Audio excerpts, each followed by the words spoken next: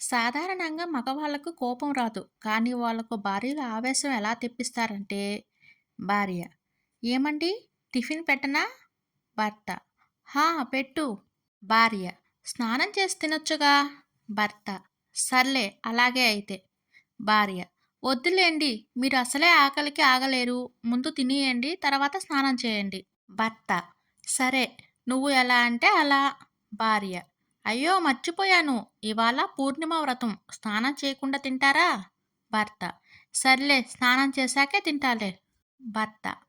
"స్నానమయింది. ఇప్పుడైనా పెడతావా?" భార్య. "స్నానం చేసి పూజ చేయకుండా తింటారా ఏంటి?" భర్త. "నాకు టిఫిన్ వద్దు ఏమీ వద్దు. నేను బయటికి వెళ్ళి తింటా." భార్య. మనసులో నేనేమన్నానని ఈ మనిషికి ఇంత కోపం? ఒక పెద్దాయన 100వ పుట్టినరోజు ఘనంగా జరిగింది. అతిథుల్లో ఒకరు తాత వద్దకు వచ్చి, "తాతగారు, మీరు ఈ వయసులో ఇంత ఆరోగ్యంగా, స్లిమ్‌గా ఉండడంలో రహస్యం ఏంటి?" అని అడిగాడు. దానికి తాతగారు, "మాకు పెళ్ళయి 80 ఏళ్లయింది. మా మొదటి రాత్రి రోజు ఒక ఒప్పందం చేసుకున్నాం. మా ఇద్దరి మధ్య గొడవ జరిగినప్పుడు ఎవరు తప్పు చేసినట్టు తేలితే వాళ్ళు 5 కిలోమీటర్లు నడవాలని. అంతే. అప్పటినుంచి రోజూ 5 కిలోమీటర్లు నడుస్తున్నా" అని చెప్పారు.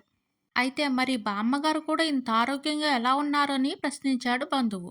అందులో అద్భుతం ఏమీ లేదబ్బాయ్. నేను 5 కిలోమీటర్లు నడుస్తున్నానా లేదా ఎక్కడైనా కూర్చుంటున్నానా అని అనుమానంతో రోజు నా వెనకాలే వస్తుంది అని క్లారిటీ ఇచ్చాడు తాతగారు. కమల. మీ ఇంట్లో నుంచి ఎప్పుడు నవ్వులు వినిపిస్తూ ఉంటాయి. మీ అన్యోన్యతకి కారణం ఏంటి? కవిత. అబ్బే ఏం లేదక్కాయ్. నేను గరిటెలు అప్పడాల కర్ర ఆయనపై విసురుతుంటాను. గురి తప్పితే ఆయన నవ్వుతారు. లేకపోతే నేను నవ్వుతాను. అంతే.